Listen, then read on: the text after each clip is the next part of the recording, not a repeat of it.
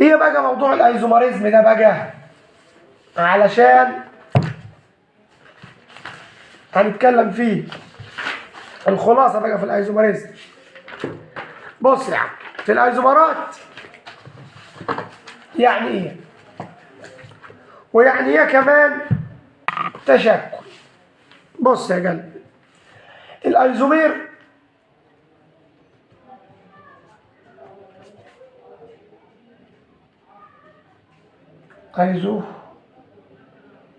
ايزومير، تمام؟ او التشكل او المشابهه الجزيئيه. دي معناها ان انا بالبلد معايا اكتر من مركب، ليهم صيغه جزيئيه واحده، لكن لما اجي افنطهم افصصهم افرعهم، يعني اعمل لهم صيغه بنائيه، هيدوني اكتر من مركب. وعلى فكره البنائيه الصح ليه؟ لان انا معايا اكتر من مركب، فطبيعي لما اجي ارسمهم يبقى اطلع اكتر من مركب. لكن الجزئيه بتقول لك لا، ده احنا صيغه واحده، كلنا صيغه واحده. ازاي يا عم صيغه واحده كلنا واحنا لما نتفصص بنختلف عن بعض؟ هي دي بقى اسمها المشابهه الجزئيه. تمام؟ عشان بالله عليك اوعى يا قلبي، خليك معايا دقيقه اجيب لك حاجه. يلا يا عم، طيب خدنا احنا الكلام ده، بس في الاول هفكرك بالايزومير تاني عشان ناخد امثله على طول، اللي هي معناها ايه؟ انا معايا عده مركبات ليهم صيغه جزيئيه واحده، لكن كصيغ بنائيه لا، بيختلفوا فيها. تمام؟ التعريف العلمي هي ظاهره وجود عده مركبات عضويه تشترك في صيغه جزيئيه واحده، ولكنها تختلف عن بعضها في الصيغه البنائيه. وطالما يا شقيق اختلفت في الصيغه البنائيه، يعني انت لما ترسم ده وترسم ده تلاقي الشكلين مختلفين، يبقى طبيعي كخواصك انت الفيزيائيه غير خواص ده، وخواصك انت الكيميائيه غير خواصك ده، فطبيعي درجه غليانك تبقى غير درجه غليانه، فدرجه انصهارك تبقى غير درجه انصهاره. تمام؟ كله بيسلم لبعضيه والدنيا سهله. خليك عارف ان الصيغه الجزيئيه اما تعني برضو الكتله الموليه او الكتله الجزيئيه او الصيغه الاوليه، عشان الصيغه الاوليه دي بيجي من الصيغه الجزيئيه. فده المعنى اللفظ، ده المعنى واحد، اوعى تنسى. وطبعا انت خدت يا قلبي، خدت مين؟ قول لي خدت مين يا اخي والنبي، لا تقول خدت اليوريا يا قلبي. مش خدت اليوريا انت؟ خدت اليوريا كمركب عضوي، واللي هي معها مين؟ صهيونات مين؟ الامونيوم. كنت واخد انت ان اليوريا وصيانات الامونيوم دول ايزومير لبعض. ليه؟ لان انت كنت بتكتب اليوريا كده CO، هنا NH2، هنا N2H، وكتبنا 2 هنا عشان اخلي الN هي اللي تمسك في السي. تمام؟ انما صيانات الامونيوم لا، ده صيانات الامونيوم NH4CNO. اوعى تنسى اليوريا والصيانات الامونيوم ايزومرين لبعض، لان هم الاثنين لهم نفس الصيغه واحده، بس لما باجي برسمهم مختلفين. وخدت كمان الكحول الاسيري والاسير ثنائي صاير. مش خدت انت يا حبيبي السي اتش 3 او سي اتش 3 وعرفت ان ده اسير عشان فيه او في النص؟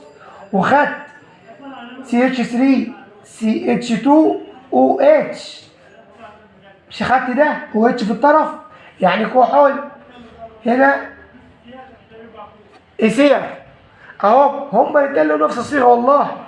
أدي سي وأدي سي، 3 اتش 3 اتش 3 اتش 3 اتش، سي سي او او.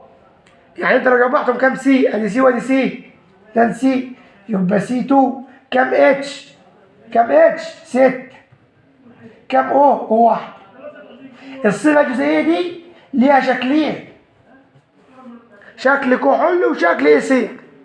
أفنطهم؟ وحياتك لا فنطهم. تفنيطة الكحول.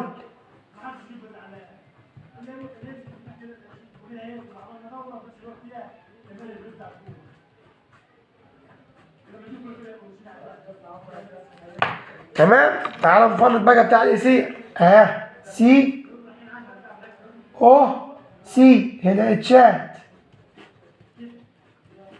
هنا اتشات. بص الشكل ده وبص الشكل ده، هنا نقول على الطرف، هنا نقول في النص.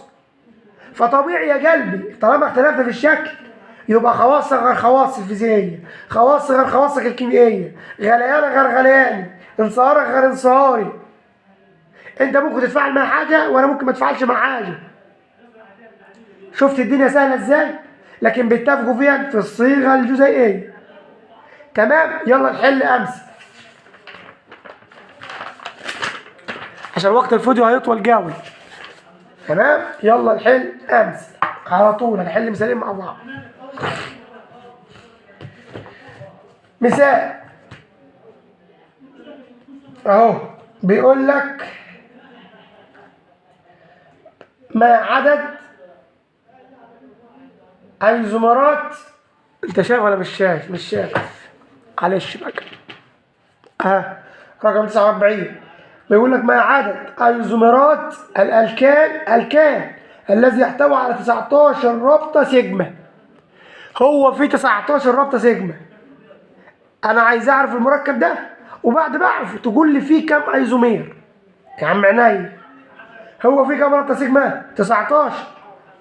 في قانون كده بتعرفوا بيه اللي هو 3 ان زائد 1، بس ده الكان، ده الكان. طب مين الان ده؟ ده اللي هو عدد ذرات الكربون. تمام. طيب يبقى 3 ان زائد 1 بيساوي 19. يطلع بره يبقى 3 ان بتساوي 18. يبقى الان الواحده ب6. يعني السي ب6. صعبه؟ لا مش صعب، خلي بالك احنا بنحل هنا فوق. يعني سي 6، اتش كام بقى؟ هو قال لك الكام في 2 زائد الضعف يبقى ب 14. صعبه؟ ده بقى ليه كام ايزومير؟ انا هرسمه لك، لكن ده انا عارفك ليه كام ايزومير على طول. يلا نرسم. احلها لك تاني هنا. هو قال لك في 19 سيجما. القانون بيقول لك عشان تعرف عشان تعرف الرابط سيجما 3 ان زائد 1. هو بالراجل مديهم لك، ده قانون وانا هشرح الكلام ده تاني في فيديو تاني عشان ما يطولش. بيساوي 19. يبقى 3 ان بتساوي كام؟ 18. يبقى الان بتساوي 6. يبقى المركب بتاعي سي 6 اتش 14. ارسم يا قلبي. حاضر.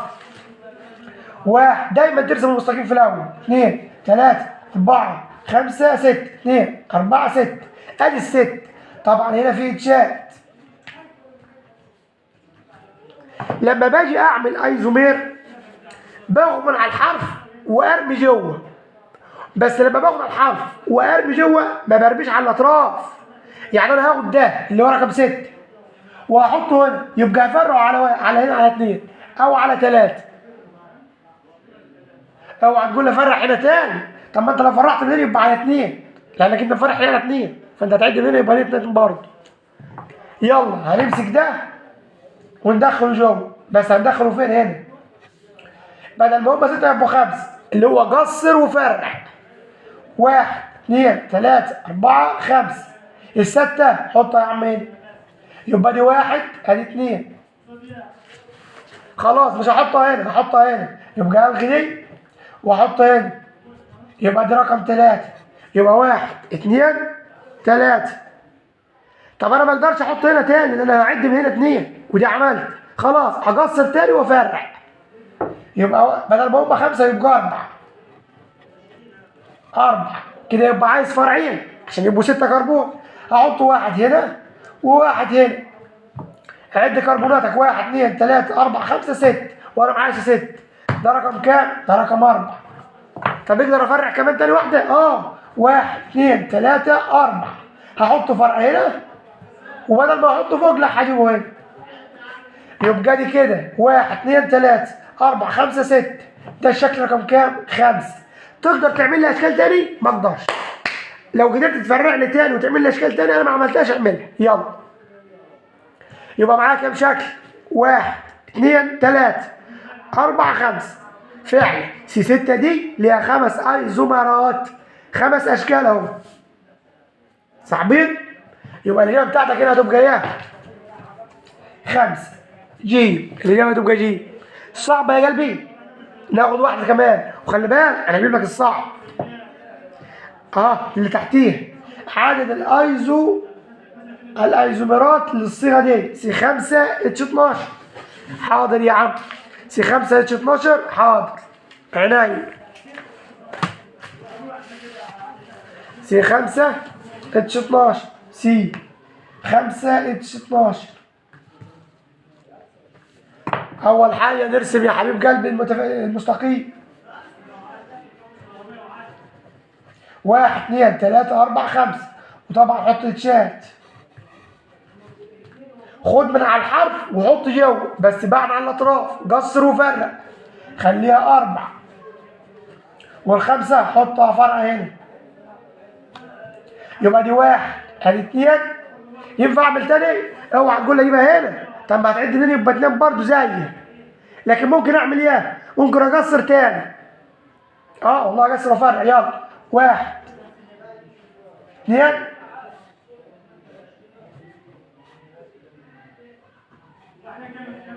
اهو.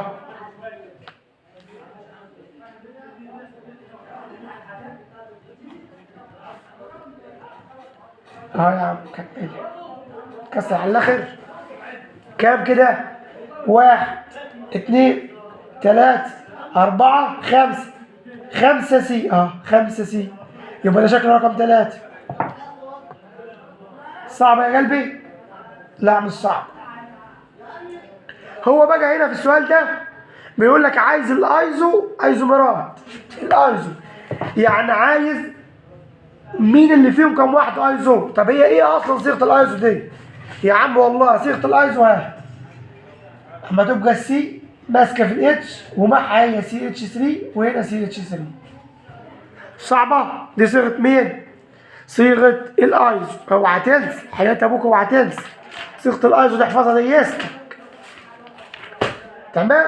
السي ماسكه في الاتش ومعها 2 ميثايل. طب هل دي موجوده هنا؟ تقول لي لا دي سي اتش 3 وهنا سي اتش 3 وسي اتش 3 وسي اتش 3 مش هتنفع. طب هنا في لا والله ده سي اتش 3 وسي اتش 3 والباقي سي اتش 2 يبقى دي مش هتنفع. لكن موجوده هنا ليه؟ كمل دي ادي اتش، كمل دي ادي اتش وادي اتشات 3 مش موجوده هنا. لكن لو كملت دي ادي اتش ادي اتش ادي اتش هنا معاك اتش يبقى دي سي اتش. سي اتش معها 2 ميثايل. 2 ميثايل. يبقى انا معايا كم مركب في واحده ايزو؟ او في كم ايزو؟ هي واحده بس، مركب واحد بس اللي هو رقم 2. يبقى الاجابه هنا هتبقى 1. فين هي؟ 50. يبقى جي.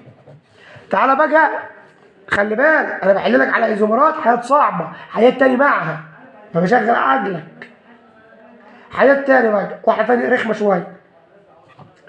عدد مجموعات الميثايل يساوي نقط عدد مجموعات الميثيلين في ايزومير للصيغه دي يا قلبي. يعني انت عايزك تمسك الصيغه دي تجيب ايزومرات، وبعد ما تجيبهم تعرف مين فيهم اللي فيهم صيغه الايزو اللي انا لسه قايل لك عليها، وتقارن فيها بقى الميثايل بالميثيلين. طب تعالى اعمل لك ملخص قبل ما نحل الحته دي عشان تعرف ان احنا جامدين قوي. ها يا قلبي اكتب عندك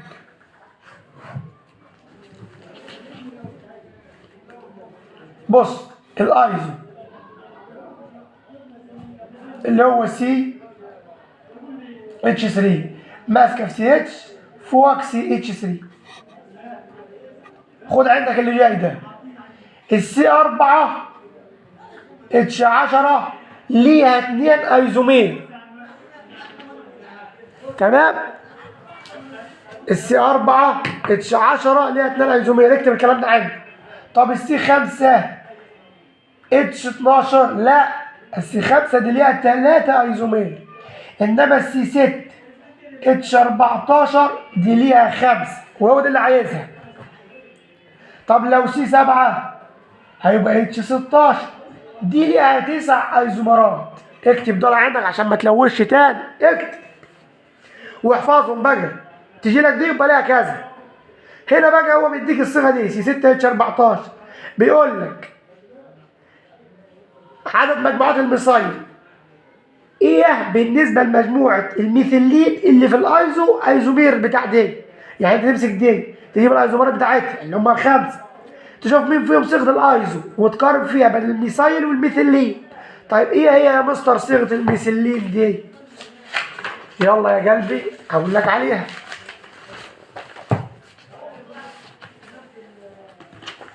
نقفل الكتاب عشان مش عايزين. السي 6 اتش 14 صيغه الميثايل سي اتش 3، انما الميثيلين سي اتش 2 دول ب 15 ككتله، انما دي ب 14 ككتله. صعبه؟ مش صعبه. هو دي. طب تعال نجيب الايزومرات، قلت لك الايزومرات 5 ولسه عاملهم لك. نعملهم خد متفرع او عفوا خد مستقيم في الاول. 1 2 3 4 5 6 والباقي يتشال طبعا. خد من على الحرف وحط جوه بعدين على الاطراف. يبقى 1 2 3 4 5 وهفرع هنا يبقى دي 1 2 5 حطيت هنا يبقى احط هنا والباقي يتشال طبعا.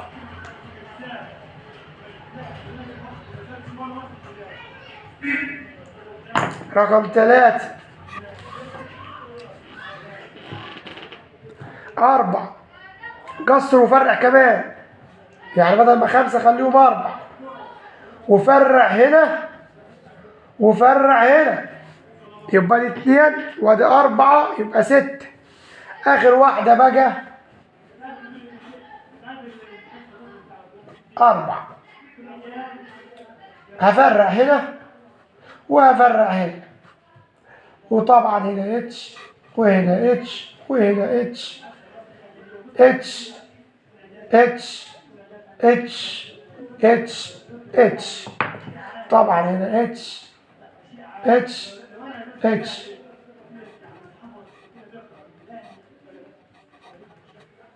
كم واحدة دول؟ دي 4 دي 5. تصدق كلامك صح يا مستر؟ 1 2 3 4 5 1 2 3 4 5. الصيغة دي ليها 5 ايزومرات. هو مش عايز دول، هو عايز مين فيهم الصيغة اللي فيها الايزو، صيغة الايزو وتقارن فيها بين المثال والمثلين. طب هنا في ايزو؟ لا. هنا في ايزو؟ لا. ده هنا ميثايل وهنا ميثايل.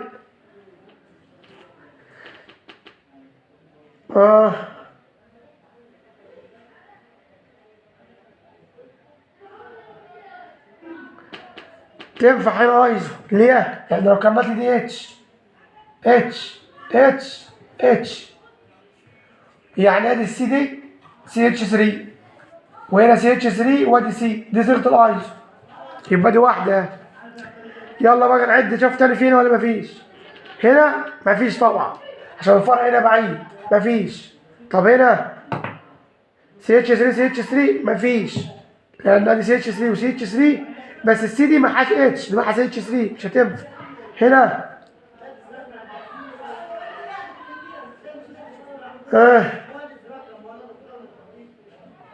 تنفع برضه، تنفع دي ولا ما تنفعش؟ دي تنفع فيها، دي فيها صيغه مين؟ الايزو. ادي سي اتش 3 ماسكه في سي اتش 3 ومعها سي اتش، تنفع. لكن ما فيهاش ميثيلين خالص، ما فيهاش ايه؟ ميثيلين. يعني انا سي اتش 3 ماسكه في اتش، وده سي اتش 3 ما فيهاش ميثيلين، يبقى مش هختارها برضه عشان دي فيها ايزو لكن ما فيهاش ميثيلين. دي الوحيده اللي فيها الحاجتين الايزو والميثيلين. يبقى انا عندي واحده بس. ادي عندي واحده ميثايل، ادي 2 ميثايل، ادي 3 ميثايل. هنا في اتش اتش اتش. لكن معاك كام واحده ميثيلين؟ ادي واحده 2 اللي هي سي اتش 2 سي اتش 2. يبقى الميثايل اكبر من الميثيلين او الميثيلين اقل من الميثايل. يبقى الاجابه بتاعتك هتبقى ايه بقى هنا؟ الاجابه بتاعتك هتبقى راح فين الدرس؟ هتبقى ب اكبر من.